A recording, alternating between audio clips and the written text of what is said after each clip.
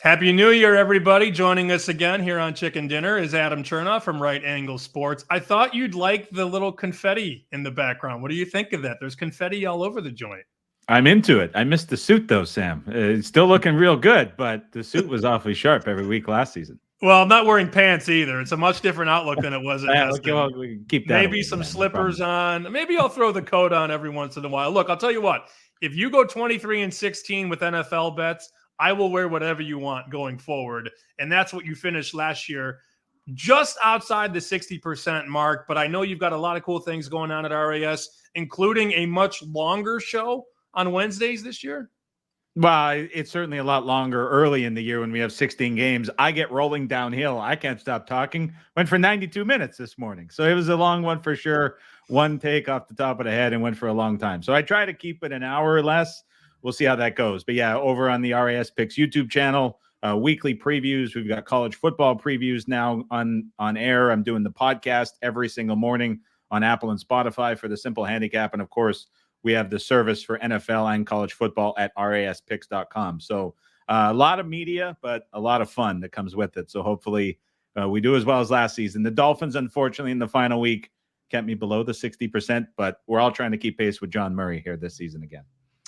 I don't really know how to follow that up. Let's just talk about the confetti again. No, we don't.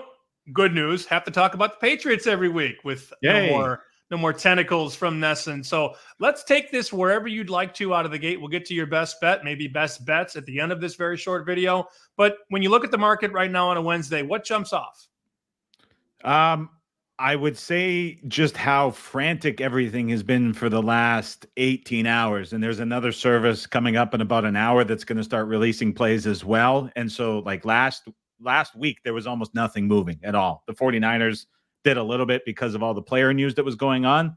Everything was really quiet. Monday, everything was really quiet. Then yesterday, everything was on the move. And today already we've seen a ton moving as well. So it's, as I look across the board, a lot of really short totals with a lot of uncertainty around offenses, a couple really big totals with a lot of uncertainty around defenses. I don't know if either of them are necessarily priced right on both sides of the spectrum. And we've got the kickoff rule potentially wreaking some havoc with totals as well. So a little bit more focus on totals for me. I would say in week one, a little bit more interesting than I see from sides, but that may change as we see some more bets and releases come into the market over the next 12 hours here. It's a pretty busy Tuesday and Wednesday.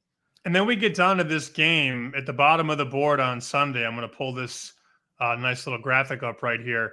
This is the game I'm talking about, this LA Rams-Detroit game. When you see a 51 on the screen, I know that we're supposed to take these games and treat them as separate entities.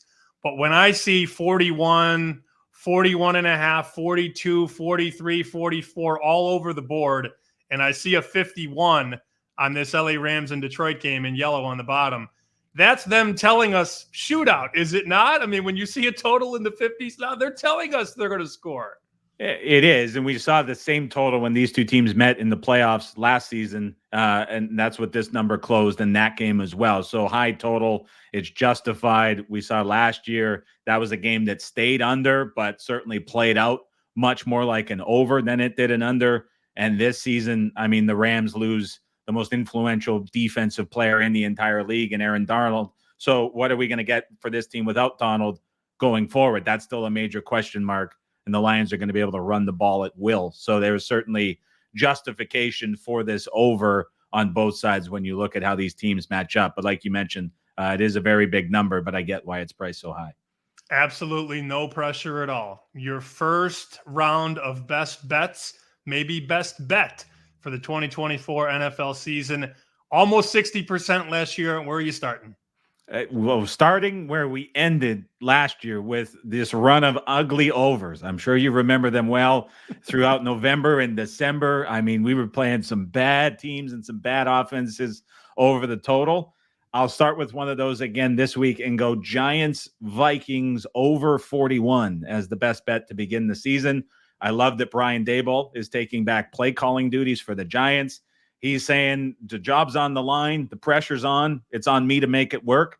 And I think he's a better play caller and a better option to make it work than what we saw with Mike Kafka with Daboll overseeing things. So it's all on Daboll now. I like that against the Flores defense that he knows very well from his time in the AFC East and has had a lot of success against.